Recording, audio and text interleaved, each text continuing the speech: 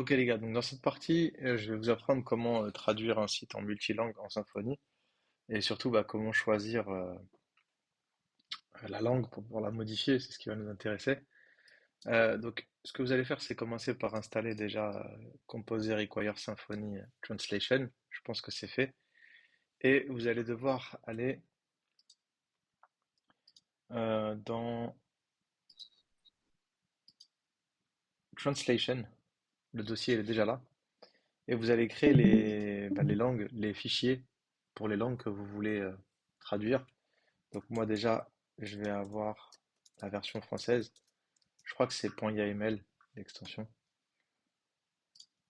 Je vais vérifier, mais oui, c'est ça.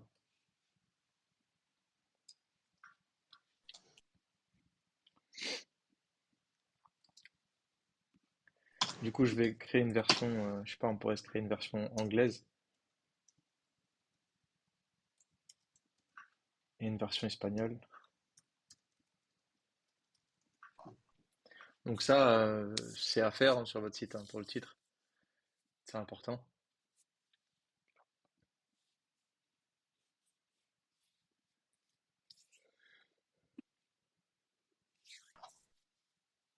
J'ai pas la commande dans le talk show. Si, elle est en dessous de Wajdi là, quand je parle à Wajdi. Je te la renvoie si tu veux. Caméra.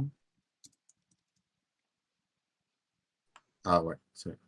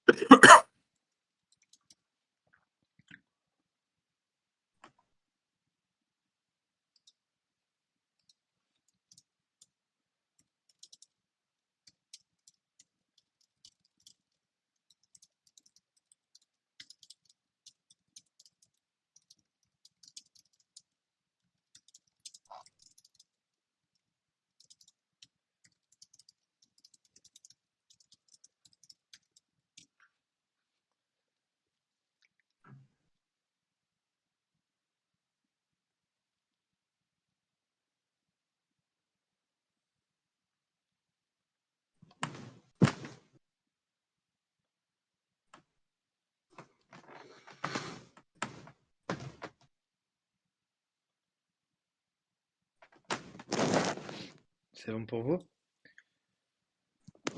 Donc dans deuxième étape, vous allez aller dans config, package, translation.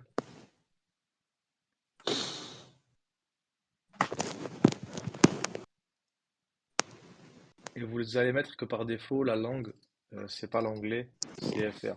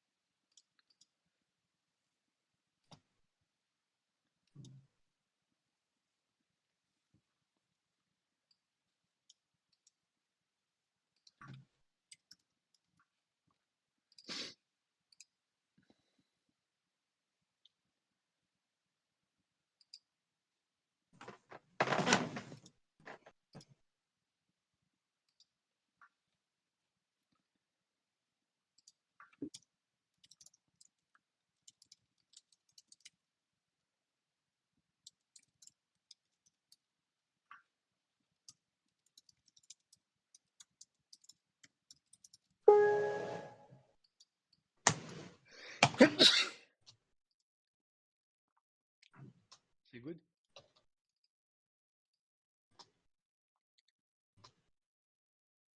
Alors une fois que vous avez fait ça, vous allez vous mettre du texte là-dedans. Donc moi je vais mettre du texte bidon. Je vais vous l'envoyer.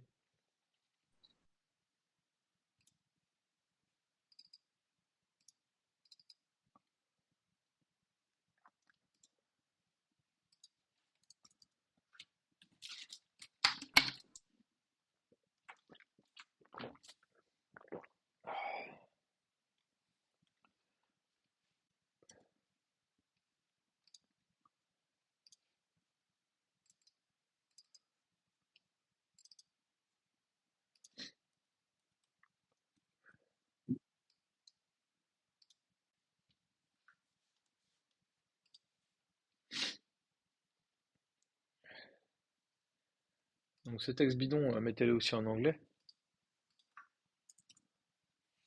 Pareil, je vais vous l'envoyer aussi.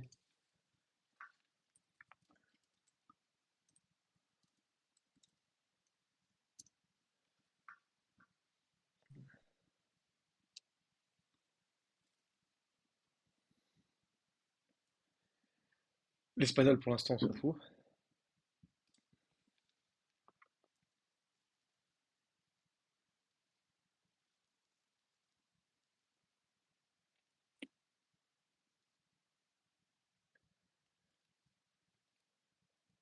Hmm. Et si vous voulez afficher ces éléments-là dans votre texte, on pourrait prendre par exemple la page d'accueil que nous on a mis dans Home. Donc tu vois là par exemple, bienvenue sur mon site, découvrez les derniers articles machin. Bah, on va variabiliser ça. Et pour ça, vous allez venir ici et vous allez mettre about.title que vous allez traduire en appelant trends.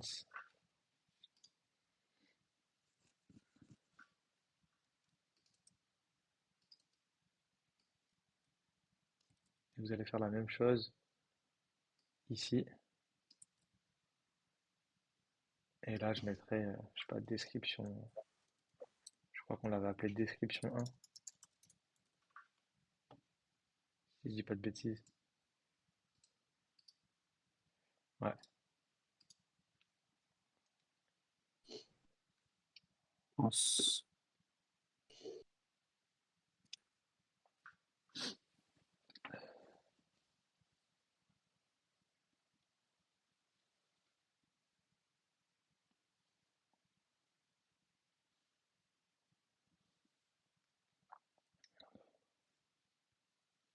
Hmm.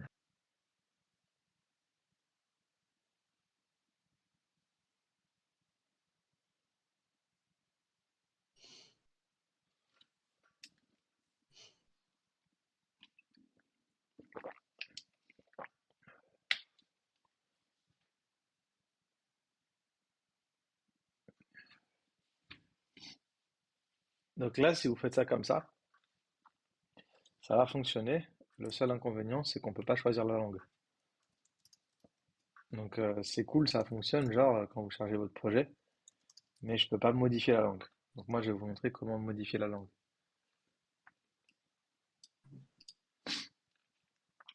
Vous voyez, ça c'est que des fonctionnalités que vous pouvez intégrer à votre titre et c'est la grosse classe, hein. Je vous cache pas, si vous avez un site multilingue, c'est la classe, hein. Et là, Et c'est un c'est pas travail de si. ouf. De quoi? C'est beaucoup de boulot En vrai, en une matinée, c'est de fait. faire plusieurs langues.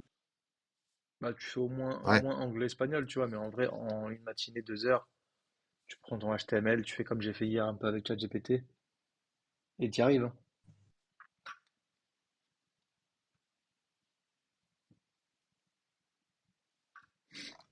J'ai pas compris la traduction. Tu vois. T'as pas compris quoi? T'as mis quoi dans Translation dans le fichier dans le dossier Translation? J'ai créé les fichiers de traduction.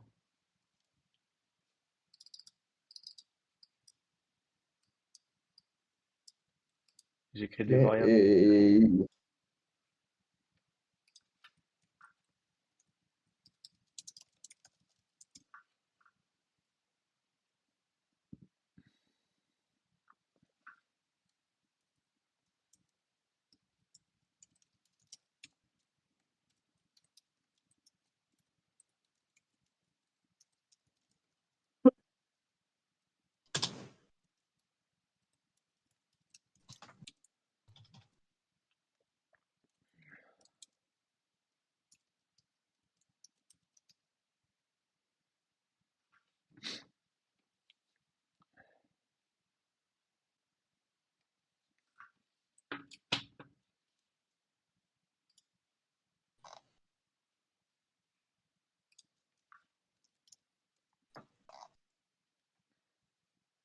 Tu vois, hier, je l'ai fait, Marc. Moi, j'ai une petite erreur ici. Faudrait que je vois pourquoi. Mais ça fonctionne. Si je clique là, je mets English. Ah, le bâtard. Ah, je sais pourquoi ça Toujours, il fonctionne faut pas. remplir les Je sais pourquoi ça fonctionne pas. Mais ça, je vous l'expliquerai après. pourquoi. En fait, ça fonctionne pas parce que il comprend pas le modèle REST. T'as vu? Ça, il sait pas ça veut dire quoi ça. Et il y a une petite D'accord. configuration de serveur à faire et je l'ai pas faite. C'est pour ça qu'il comprend pas. Ah, parce que là, il est déjà en ligne, quoi. Ça, c'est en ligne, ça. C'est la version en ligne. Ou c'est Ça va, ça a de la gueule, hein. oh, J'ai c'est de la rajouté gueule. j'ai rajouté des logos et tout.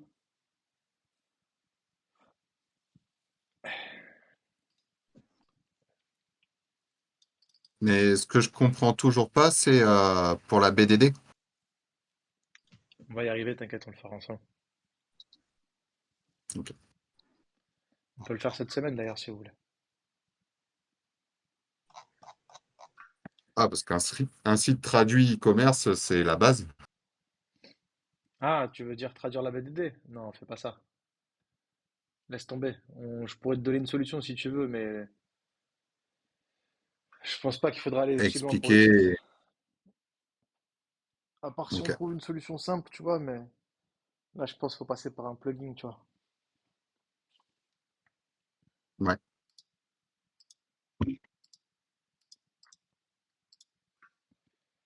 Euh, Donc, normalement, si vous allez sur votre site, ça fonctionne. OK? Moi, ce que j'aimerais bien, c'est qu'on puisse choisir la langue. Donc, pour choisir la langue, je vais rajouter ici un petit onglet langue, tu vois, sur la navigation. Je vais demander à ChatGPT de nous le filer. Donc, ce que je vais faire, c'est que je vais lui dire dans cette nav, ah, il nous l'a peut-être déjà donné. Il nous l'a donné, tu vois. Ah, elle est là. Donc, je vais juste voir si ça fonctionne. Je vais le rajouter à la fin.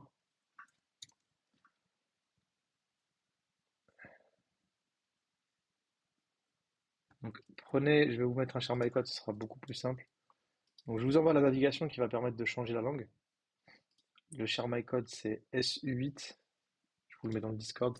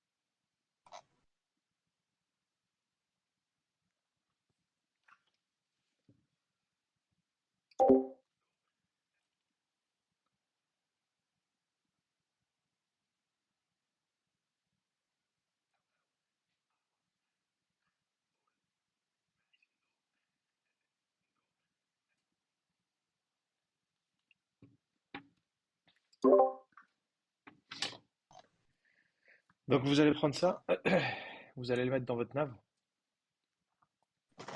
Sauf qu'on va devoir créer le contrôleur qui va permettre de changer la langue. Donc, vous allez aller dans vos contrôleurs. Ici, vous allez créer langage contrôleur.php.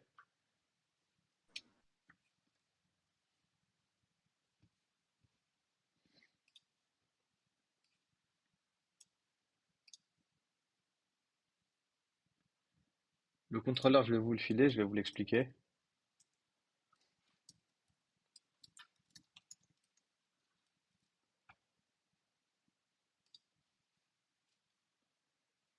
Je vous l'ai mis dans le share my code.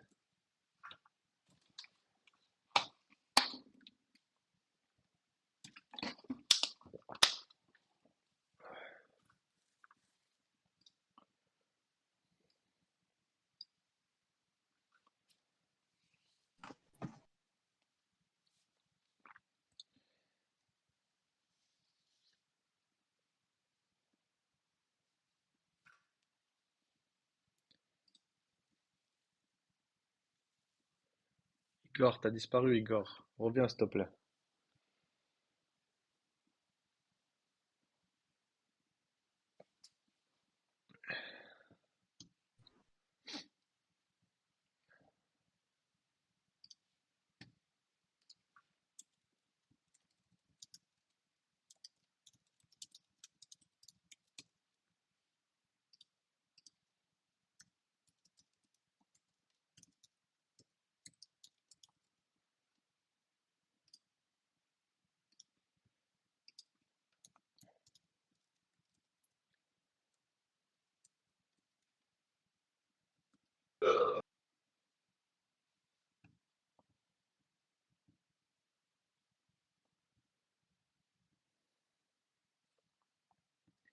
Alors, ce contrôleur, il fait quoi? On a défini une route. Qu'est-ce qu'il fait? Il injecte HTTP request foundation pour avoir accès à la session. Même pas, c'est pour faire une redirection en fait. Il récupère la session directement avec session interface et il récupère le paramètre qui va être envoyé quand on va appeler cette route.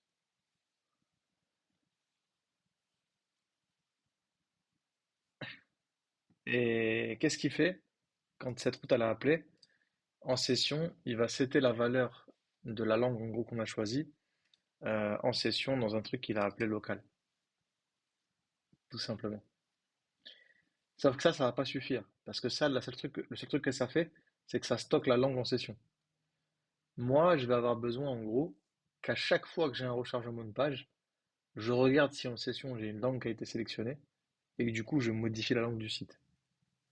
Comme je dois le faire à chaque requête HTTP, je peux utiliser ce qu'on appelle un event subscriber. Un event subscriber, c'est un truc qui va écouter toutes les requêtes HTTP qui sont formulées sur notre site. C'est-à-dire à chaque fois que la page va être chargée, bah, ça va appeler une méthode dans mon event subscriber. L'event subscriber, c'est comme un contrôleur, mais c'est un contrôleur qui est appelé tout le temps, à chaque requête. Pourquoi je fais ça? Parce qu'à chaque requête, je vais remettre le site dans la langue qui a été choisie en session. C'est ça que je vais faire en gros. D'accord? Donc pour ça, vous allez devoir créer un dossier dans SRC. Ça, c'est un truc qu'on n'a pas vu, tu vois. Et vous allez appeler Event Subscriber.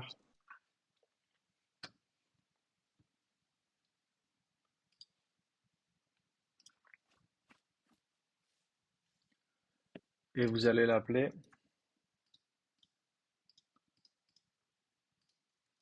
localsubscriber.php.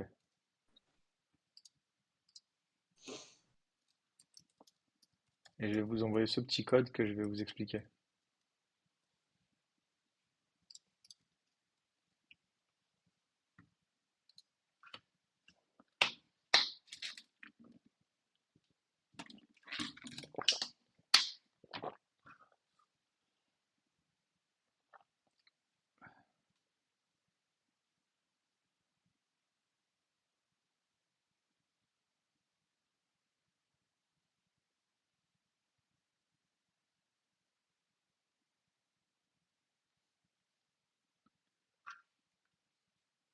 Sur le contrôleur, je comprenais pas la fin de ton code. Lequel? Generate URL. C'est juste pour rediriger sur. Hop, Ouais, je pense que c'est une façon de rediriger, c'est tout. d'accord.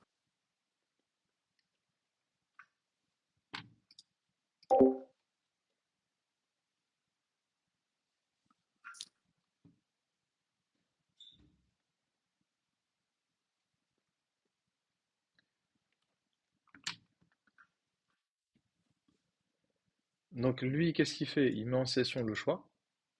Et l'event subscriber, à chaque fois qu'il y a une requête HTTP, ouais, il fait on kernel request. On kernel request, ça, c'est des méthodes prédéfinies en en Symfony. Et cette méthode-là, en gros, qu'est-ce qu'elle fait? Dès qu'il y a une request au niveau du projet, parce que kernel, c'est la source, en fait, ouais, c'est la source de votre projet.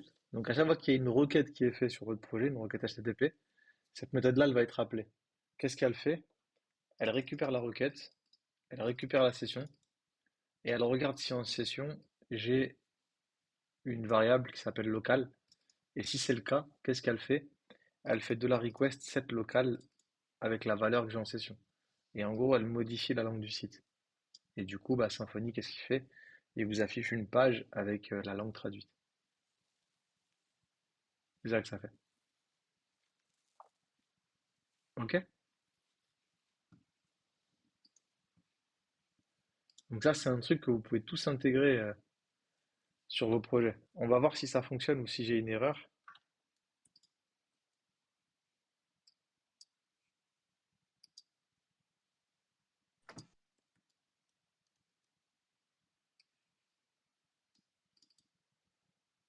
Donc a priori, ça fonctionne, ça a déjà été traduit.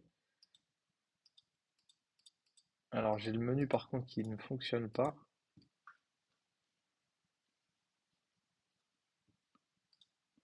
Toujours le problème de JS. Bah, on n'avait pas de problème avec JS, non?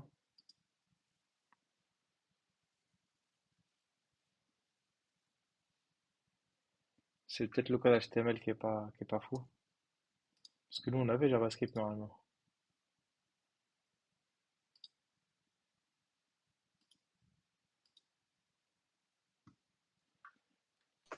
Euh, Bootstrap JS.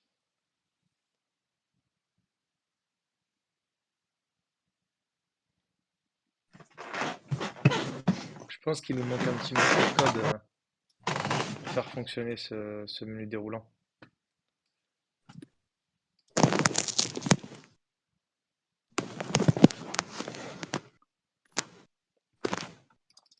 Je vais vous le filer.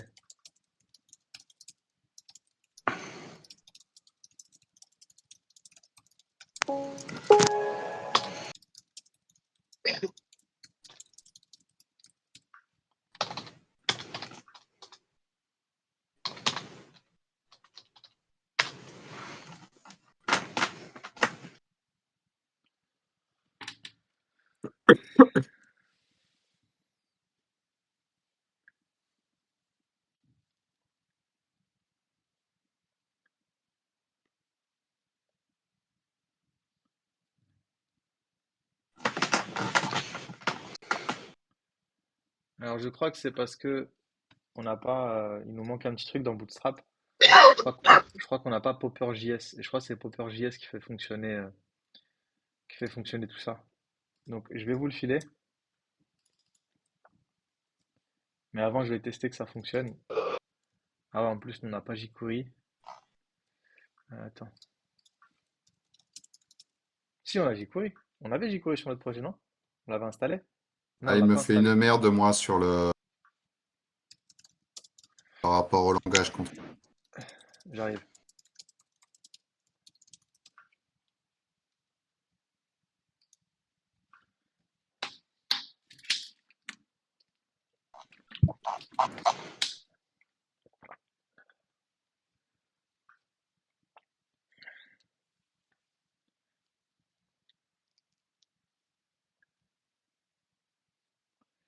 Je vais tester si ça suffit ou pas.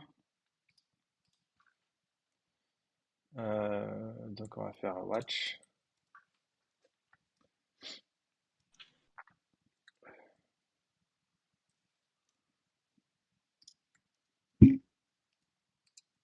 Ouais, ça suffit. Donc en fait, il faut popper.js. Popper.js, c'est dans Bootstrap en fait. Et c'est ce qui permet de faire fonctionner les menus déroulants. Donc je vais vous envoyer ce petit morceau de code là.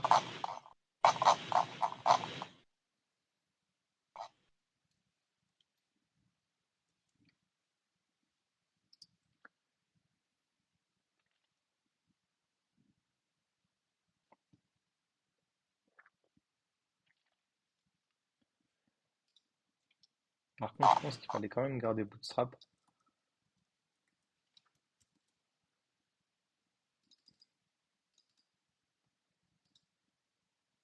Je sais pas, on va voir si on va faire ça, je pense qu'on n'en aura pas besoin. Donc je vous envoie ce petit morceau de code là, récupérez-le. Je le mets dans le share my code. Et normalement, votre menu déroulant, il devrait fonctionner.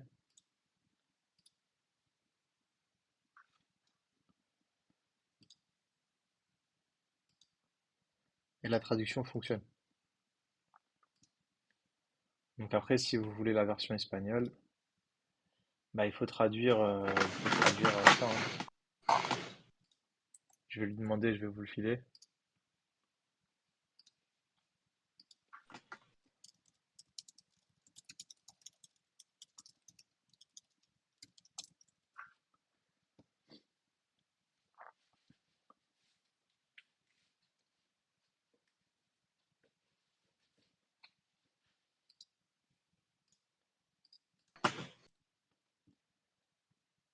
Et normalement, les gars,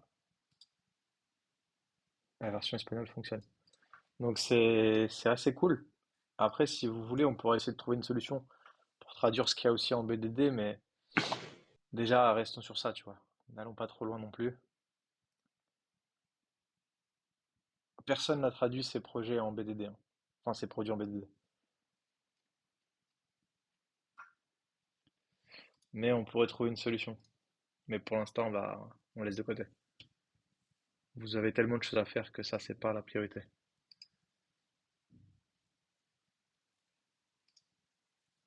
Juste amis, c'est où qu'on met le truc que t'as mis dans le shop market là?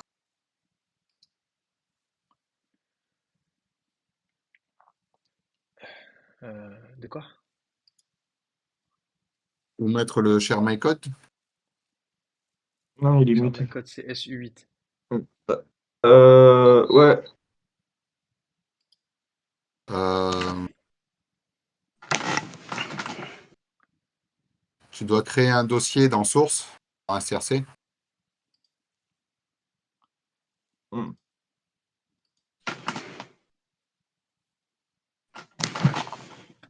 Bon, je vais arrêter la caméra et je vais arrêter la vidéo YouTube. Mais Pour Samy, ceux t'es qui ont des muted. soucis, On t'entend pas. attends, j'arrête. Hein?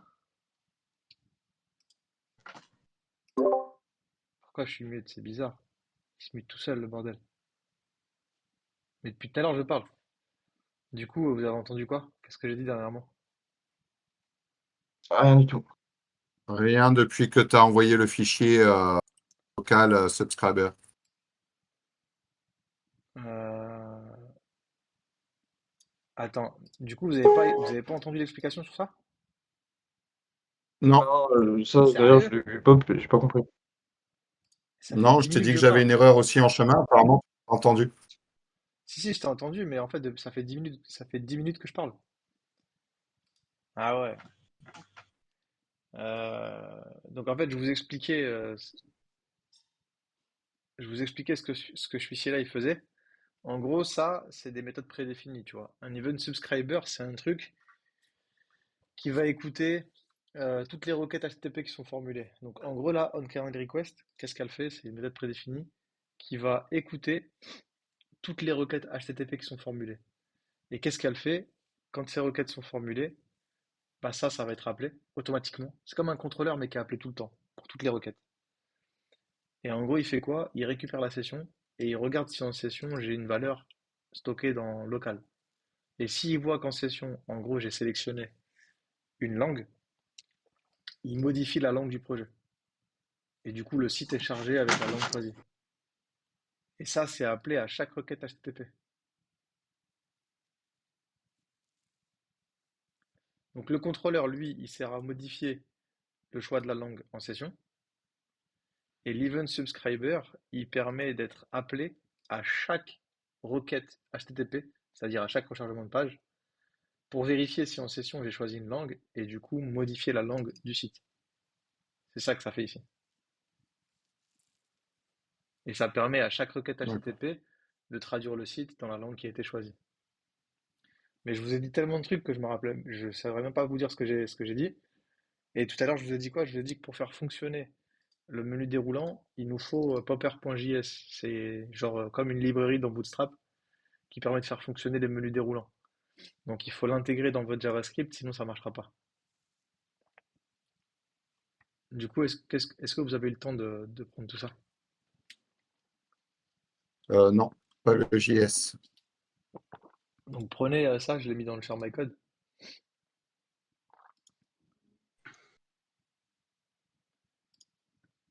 Et normalement, en prenant ça, vous allez pouvoir modifier les langues. Et après, ce que j'ai fait, c'est que j'ai traduit une version aussi en espagnol, que je vous mets aussi dans le Share My Code. Et Marc, tu me dis que tu avais un problème, mais avant, je vais arrêter la vidéo YouTube et je vais vous débugger. YouTube, on se voit sur la prochaine.